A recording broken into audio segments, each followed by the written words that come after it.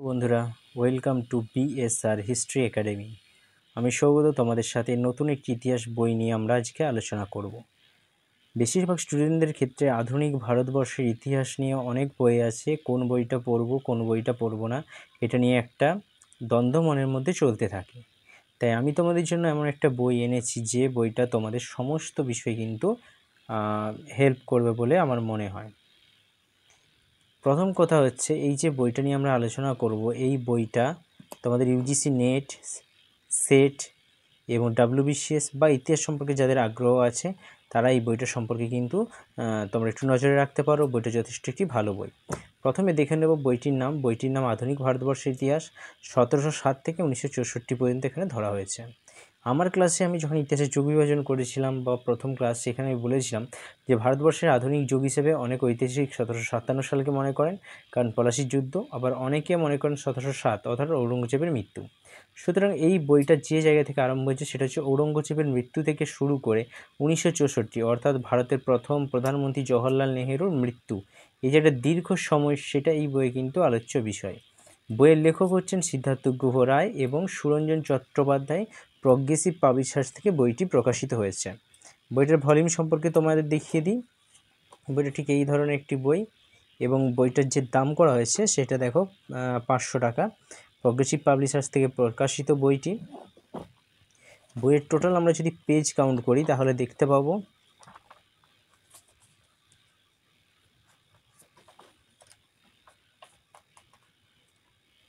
এখানে দেখো তোমরা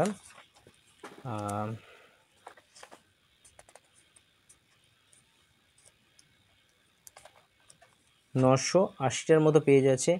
এছাড়াও নির্বাচিত গ্রন্থাবঞ্জি, সেগুলো সম্পর্কেও যাবতীয় কিছু তথ্য দেওয়া আছে।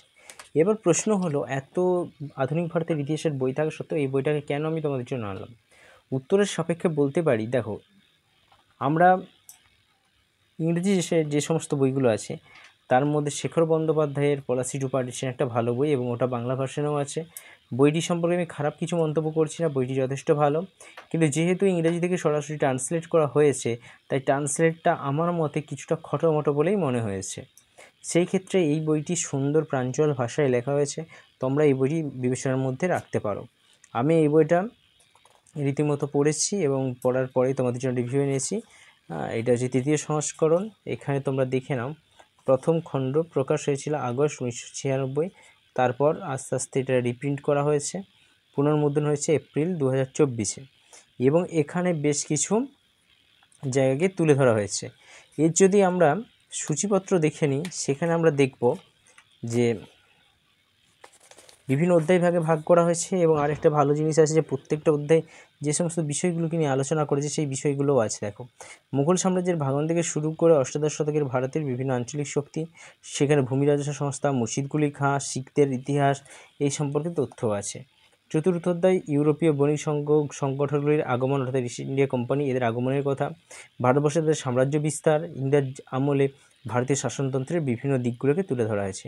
এইভাবে পরপর তারা খুব সুন্দরভাবে বইটিকে সাজানো হয়েছে এবং দেখা যাচ্ছে কি যে গান্ধী আন্দোলন, আধুনিক ভারতের শ্রমিক এবং কৃষক আন্দোলন, যেটা একটা পৃথক চ্যাপ্টার হিসেবে তুলে ধরা হয়েছে এবং বিস্তারিত আলোচনা করা হয়েছে।